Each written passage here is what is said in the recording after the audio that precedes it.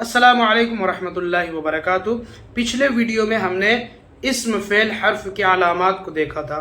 اگر وہ ویڈیو آپ نہیں دیکھے ہیں تو پہلے جا کر اسے واچ کریں اور اس میں جو لکھنے کی چیزیں تھے اسے لکھیں اور یاد کریں۔ اب دیکھیں بنیادی طور پر اسم کی کتنی قسمیں ہیں۔ دیکھیں ہم جیسے ہی شروع سے پڑھ رہے ہیں لائن بائی لائن، تو ہم نے پچھلے ویڈیو میں اسم اور فعل اور حرف کی علامات کو پڑھا۔ اس ویڈیو میں آج ہم پڑھنے والے ہیں کہ اسم کی کتنی قسمیں ہیں بنیادی طور پر، یعنی اول مرحلے میں اس کی کتنی قسمیں ہیں۔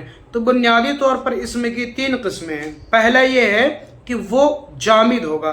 جامد کا مطلب یہ ہے کہ عربی زبان میں زبان میں اسے جو ہے کوئی لفظ نہ بنے، وہ اسم خود نہ کسی سے بنا ہو، نہ کوئی اس سے دوسرا کلمہ بنے، ٹھیک ہے، وہ بالکل ایز اٹ از عربی میں جس طرح استعمال ہوا ہو ہمیشہ اسی طرح رہے۔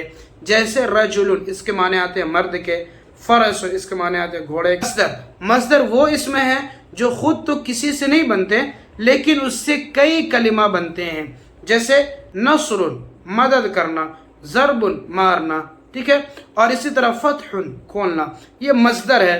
نصرہ سے بنا ہے، فعل بنا ہے جیسے نصر ینصر، اسی طرح اس سے اسم بنا ہے جیسے ناصر منصور، اسی طرح ضرب سے فعل بنا ہے ضرب یضرب، اور اس سے اسم بنا ہے ضارب مضروب، تو یہ ہے مصدر۔ اسی طرح اسم کی جو تیسری قسم ہے بنیادی طور پر اسے کہتے ہیں مشتق۔ مشتق یعنی کہ جو کسی سے نکلا ہو، وہ اسم ہے جو مصدر سے بنا ہو، اور یہ 5 ہیں، یاد رکھیں۔ مشتق کس سے بنتا ہے؟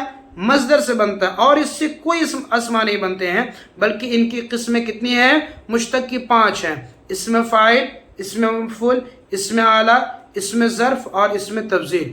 اسم فاعل جیسے عالم، اسم مفعول جیسے معلوم، ٹھیک ہے، اسی طرح جو ہے اسم اعلی جیسے مفتاح، یا اسم ظرف جیسے مسجد، اور اسم تفضیل جیسے اکبر۔ تو